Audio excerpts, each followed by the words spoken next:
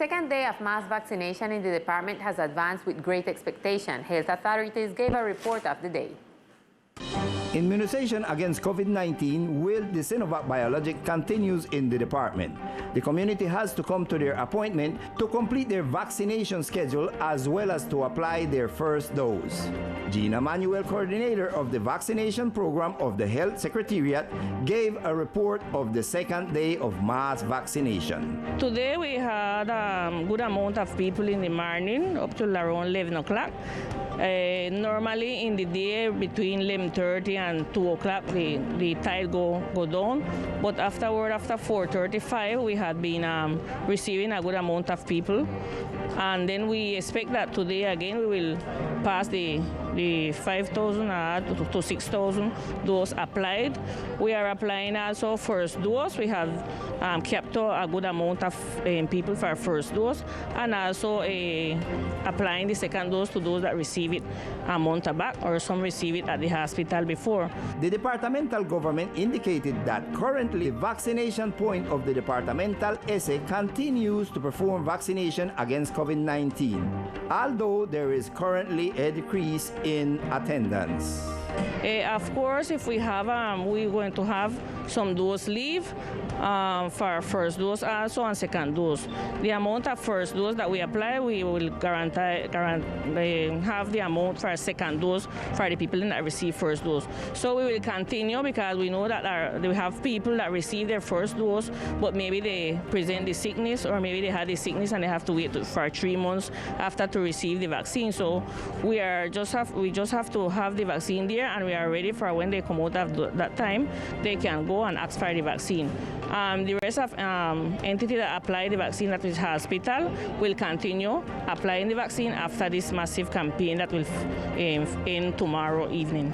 The local government indicated that once the mass vaccination is completed, other vaccination points will continue to be available for people who have been infected with COVID-19 and cannot be immunized.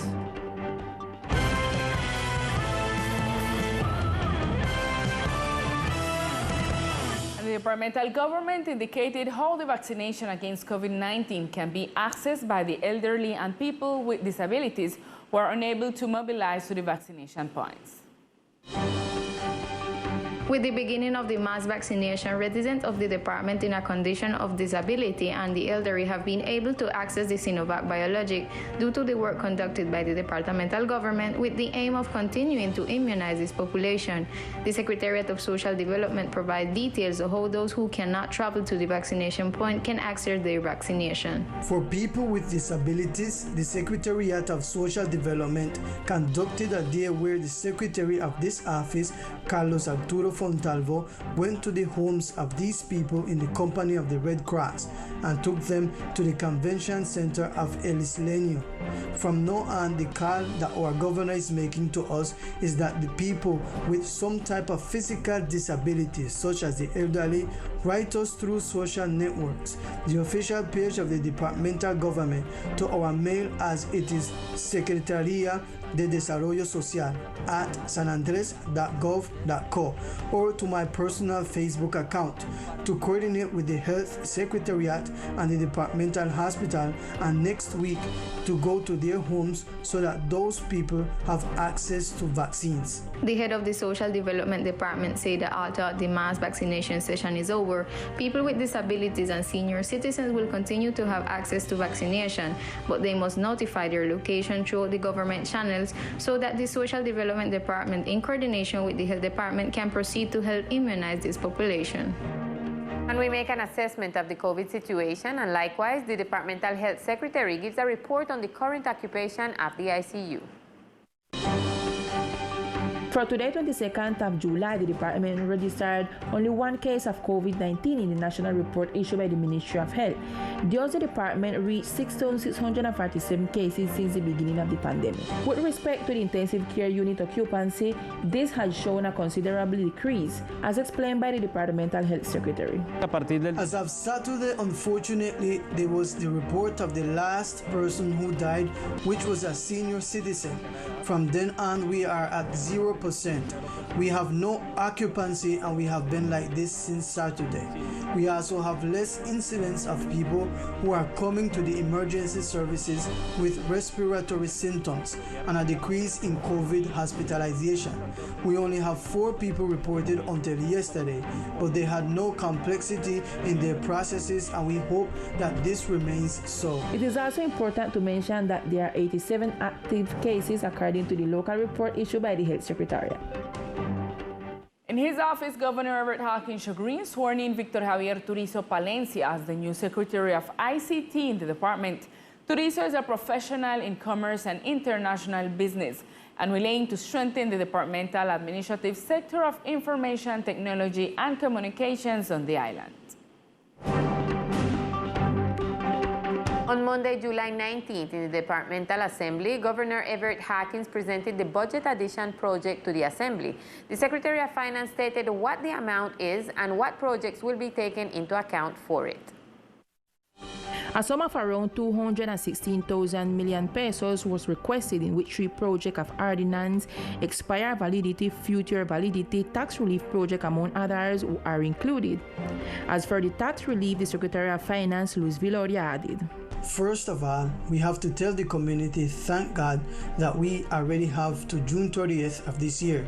We have already paid 75% of the draft budget of the department, but obviously we are just in the phase of economic recovery, and many people have approached the governor and my office in order that, as they are in tax debts and just have an issue of interest, is a waiver of the same, and we are applying a 90%, 80% and 70% from September.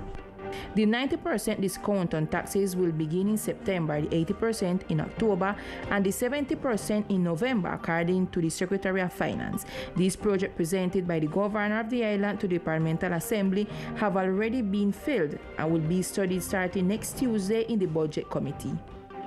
And in other news, Sennova seeks to generate productivity through research seed beds that the Sena finance for entrepreneurs of the island. A project with a differential approach is being implemented in San Andres.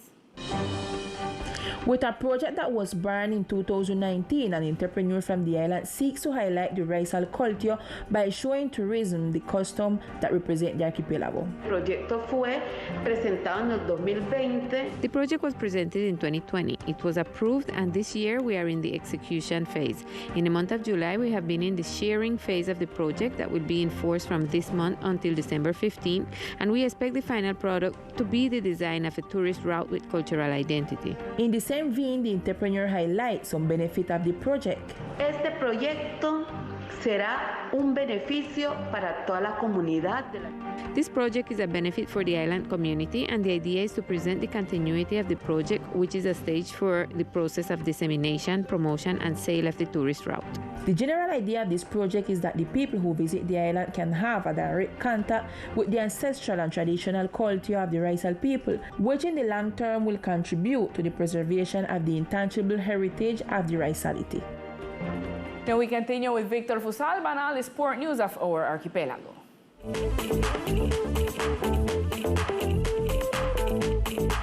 Hello, here are the best sports of the islands. Caribbean Storm begin training camps seeking to enroll players in camps in the United States.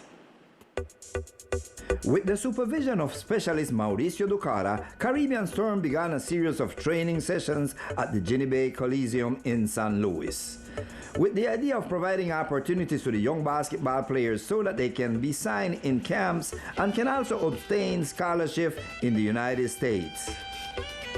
We spoke with Caribbean Storm manager Sands, who talked about the subject in more detail. We are very happy to be able to continue the training processes on the island. Now we are doing a kind of mini camp with someone specialized to be able to look at children from 14 years old and up who have that potential and have the height for basketball over 1.90. We are looking to make height processes and to look at that potential and try to help the kids. The purpose is for him to look at the potential. We know that San Andres is a great basketball pool, school, and we want to look at those kids and see which of them may have the potential that they are looking for as a scout and be able to take them to a university or high school. The oversight of Mauricio Ducara, who will help the Caribbean Storm process, is important, and in order to provide opportunities abroad to young basketball players, as stated by Sands. With the purpose of playing the second round of the Interclubs tournament, San Andres Football Club traveled to Bogotá. Under the leadership of Professor Fabian Barbosa and his technical advisor Nelson Ospino, the San Andres Football Club traveled to the capital to face the second round of the Interclub tournament organized by the futbol. The Islanders aspire to defend the first place they occupy in the standings. The first game, the Islanders faced the Club 14 Colombia, match that was tied at 3 goals. In the second game, the Islanders tied at 0 goals with Santa Fe Football Club. In the third game, the Islanders team won 3-0, staying with 12 points. Ya fuimos una experiencia a unos 4 partidos. We have already had an experience of 4 matches, and there we have already achieved the position of first place in our group. The boys are already encouraged. They know what we have, what it takes to be first, because it is the first experience in this interclub and federative championship. What we tell the youngsters is that we are not interested in the opponent. We are interested in the attitude and commitment they have on the playing field. This is how Emerson McDonald, a parent who supported this process, thinks. I'm here to accompany my son Evans McDonald in his football process. So they're going to Bogotá this morning, and I hope everything goes very good for them. We with my boy them, and we know the progress every time they come to the football stadium. So we always try to keep him far of trouble. So you know the eyes on horse right now with the delinquents. So we try to keep him in mind, keep on the football. So far, San Andres Football Club, under the guidance of Professor Barbosa, continues to demonstrate the talent of the island soccer. And this is all in sports for tonight. We will see you on another broadcast. Thank you, Vic. Now we will see the situation of some people in Old Providence that are still living in tents during this high season of weather. Gale force winds from the east with speeds between 25 and 35 knots have shaken the islands these last days. A situation that worries the people of Old Providence who are still living in tents. I have 3 nights I no sleep. This tent, I feel like you are going, where I blow away. Well, I don't wait to see who's kind of aid, who's kind of help. Then I give me the car, and customer deals come and then I build new house, then I repair, and I give me no solution. When it rain too well, the water come in. I had to put a tarpaulin on the top of the tent because it was the leak because the sun bust it. Every time it rain, we get wet up. I trouble with asthma and I had a bigger help, so no try to help me quickly because really this situation is really critical. Breeze blow hard right now. Every time we breeze blow hard, the carpet beat. A young mother asked for help to build a shelter to improve her housing situation, as she has a 2-month-old child in the tent where they keep getting wet. But when it rains, the carpet wet up, or wet in the so the baby then try help with you get a little kombucha behind him and my baby, because she young and she got 2 months and she get wet up, and my daughter got 4 years too, where they get wet in the so. The forecast is for the strong winds to continue tonight and to gradually decrease. This afternoon, the superintendents of domiciliary public utilities started the roundtable Building Public Services, a space for training and listening to the users of public utilities. With the attendance of members of the community, the mayor, several officials, and directors of public utilities companies in the municipality, the superintendent of public utilities led the beginning of the roundtable Building Public Services. These are some of the topics addressed. Concerns regarding the billing of electric energy services, the lack of availability and cost of LPG service, the difficulties that have been occurring in terms of water, sewage, and sanitation. The companies were also present and gave initial answers answers to the users. Commitments were made to improve the water trucks' routes so that there is a permanent flow of water. Regarding the energy bill, she said, With the delegate for users protection, we are reviewing with SOPESA which were the billing measures taken by the company and how this is consistent and coherent with the announcement made by the governor of the archipelago in terms of covering the value of energy service for Providence, so to have clarity if this billing corresponds to what it should be. The lack of availability and absence of propane gas and lack of its distribution was also discussed. We invite all social leaders and all community members that wants to come and join us. It is very important to have training on how public services work and what are the duties of companies and the rights of users. Tomorrow will be a training day from 9 to 11 a.m. at the airport tent.